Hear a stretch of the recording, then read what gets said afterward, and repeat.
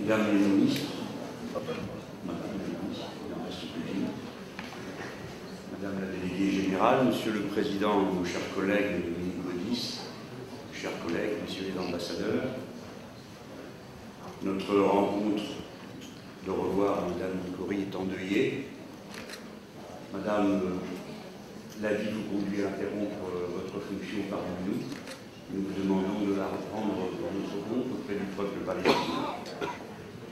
Dites à nos amis que la France et les Français sont aux côtés du peuple palestinien. Non seulement, comme en témoignent les enquêtes d'opinion, l'attachement naturel de notre peuple aux droits universels de l'homme, si cruellement bafoué dans cette circonstance, mais ce soir même, dans toutes les grandes villes de France et à Paris, se rassemblent des Français de toute confession, de toute origine, blessés par l'événement tragique qui vient de survenir. Il y a maintes victimes ce soir à l'action de l'actuel gouvernement d'Israël. D'abord les 19 personnes, puisqu'il semble qu'il y ait 19 personnes qui ont été assassinées, 36 autres blessés. Les Palestiniens qui attendaient peut-être ce secours comme un geste d'humanité dont ils sont si souvent privés, du fait de l'odieux, écœurant, inhumain siège dont ils font l'objet, sans que souvent on ait l'impression que cela émeuve autant que cela devrait l'être, la communauté internationale plus prompte à se mobiliser pour d'autres circonstances plus discutables. Enfin, nombre d'entre nous sont blessés dans l'affection qu'ils pouvaient avoir pour l'État d'Israël et qui ne reconnaissent pas dans cette sauvagerie ce qu'ils aiment en Israël.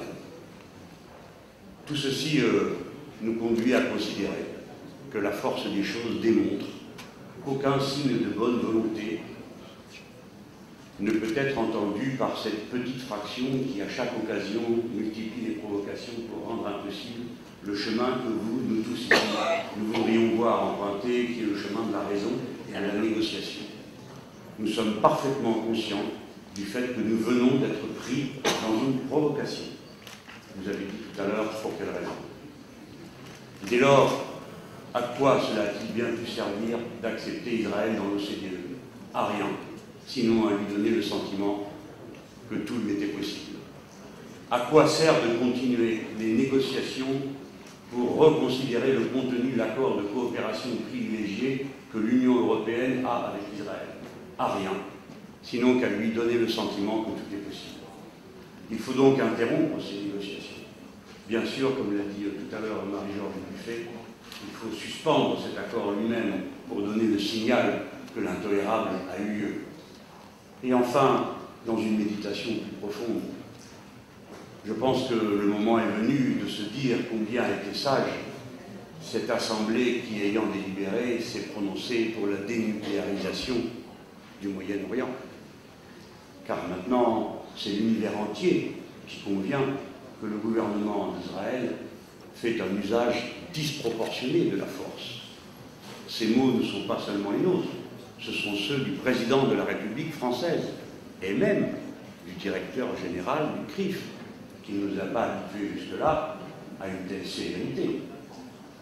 Si donc un gouvernement se trouve capable de faire un usage disproportionné de la force, jusqu'au point d'agresser une flottille désarmée dans les eaux internationales, nous sommes tous sondés, non pas seulement comme Français, mais comme êtres humains, à avoir les plus vifs doutes et les plus grandes inquiétudes sur sa capacité à maîtriser, dans telle ou telle situation, la réserve et la retenue qui doit être celle d'un gouvernement qui dispose de l'arme nucléaire.